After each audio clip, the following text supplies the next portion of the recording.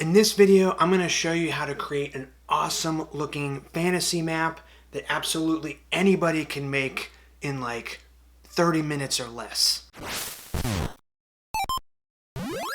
So on this channel, I've made a ton of maps, and lately I've been thinking about a really cool concept that is really at the heart of making maps and drawing stuff in general. So check this out. When I draw this, what do you see?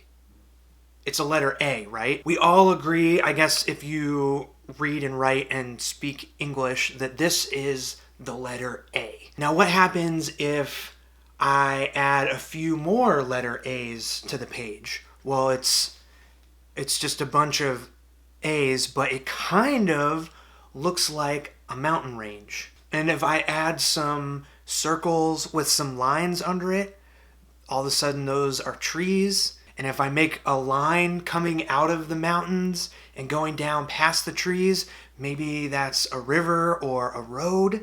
And all of a sudden, we no longer agree that this is a bunch of the letter A's. Now it is a mountain range and a forest and a river. So there's a lot of really cool stuff going on here.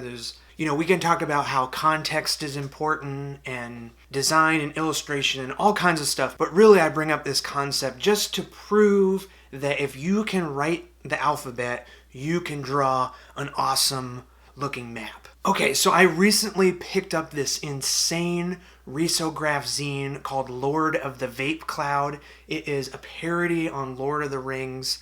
It's drawn by this really awesome illustrator named Greg Kletzel. He just started a YouTube channel, so I'm going to link that down in the description. Go check it out. His illustration stuff is some of my favorites, so I'm so excited that he started making these great YouTube videos. But yeah, I picked up this zine. Of course, I love Lord of the Rings. I love his illustration style. I had to have it. And one of my favorite parts is opening up the front cover and this wonderful map of Middle Earth, or Middle Earth.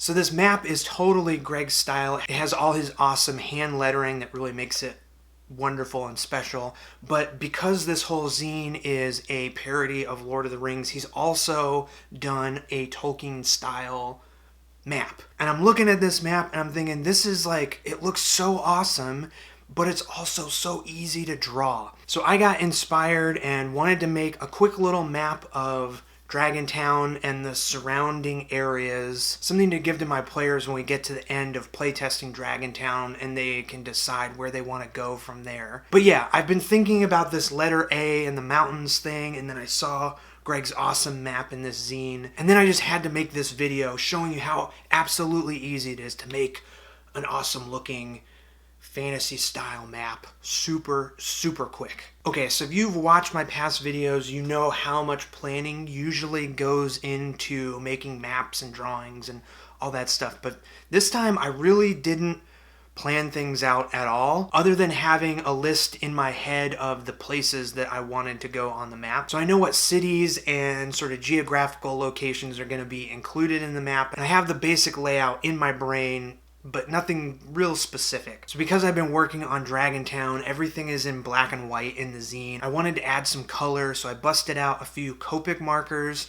This step is totally not necessary, but I wanted to make this map look kind of old and faded and have a little bit of color to it. So I'm just scribbling down this sort of parchment color into a square. I'm not trying to make a solid color or anything like that, just really scribbling it down as quickly as I can. Once I have the general map shape, then I'm going to add in the ocean, the sea down at the bottom with the light blue color. Then I'm going to use the light green to add in the two kind of foresty areas. I have this yellow color for the swamp area. And these sections I'm really just kind of scribbling in. I'm not, I'm making a sort of jagged random coastline, and then the forests are kind of these cloud-shaped scribbles. And then lastly, I'm adding a darker tan color and just drawing little rough triangles for the Shadespire mountain range. Obviously I'm being super loose and all over the place with it, just having fun. Nothing about this needs to be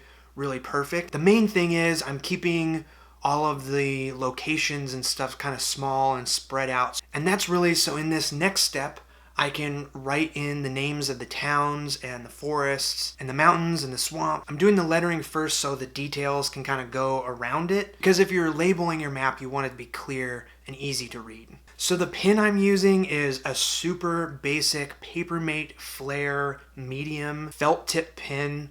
Super cheap, you can get them anywhere. So if you want to skip the Copic markers and just go straight for a black and white map, you don't need any fancy tools, just a pen and a sheet of paper. But yeah, once I have the labels in, then I can start drawing in the features of the map. So the river is just a solid line that winds around, and I'm indicating roads as the dashed line. I'm not doing any fancy drawing in this, so the towns are just a little filled in square to indicate the location of the town. There's no drawing buildings or anything like that. The coastline is just 3 lines, and then I'll add some little wavy textures in later. You know, the mountains are just little upside down V's with just a messy scribble to give some shadow to one side. And the swamp is just a V or kind of W shape, just 3 little lines to indicate a sort of swampy grassland kind of area. You know, I could have illustrated the forest like Greg or Tolkien did and made little circles with sticks, but I'm doing this kind of cloud-shaped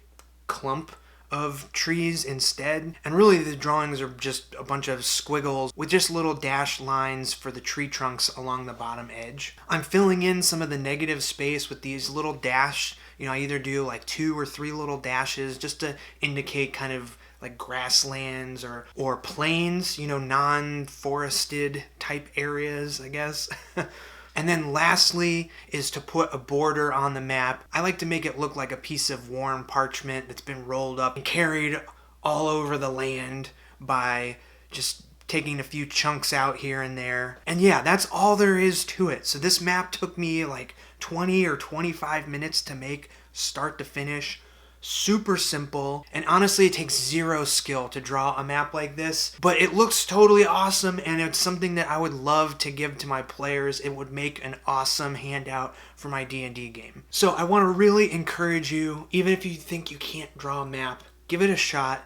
Tag me on social media if you do draw a map. I love seeing the stuff that you create. It super inspires me and encourages me to make more of these videos. If you're still here at the very end, thank you so much. You're awesome. Go check out Dragontown, my own RPG zine that I've been working on. Super excited about it. Making lots of progress. There's going to be more videos about it, and there's tons that I've already made. Anyway, thank you so much for watching, and I'll see you in the next one.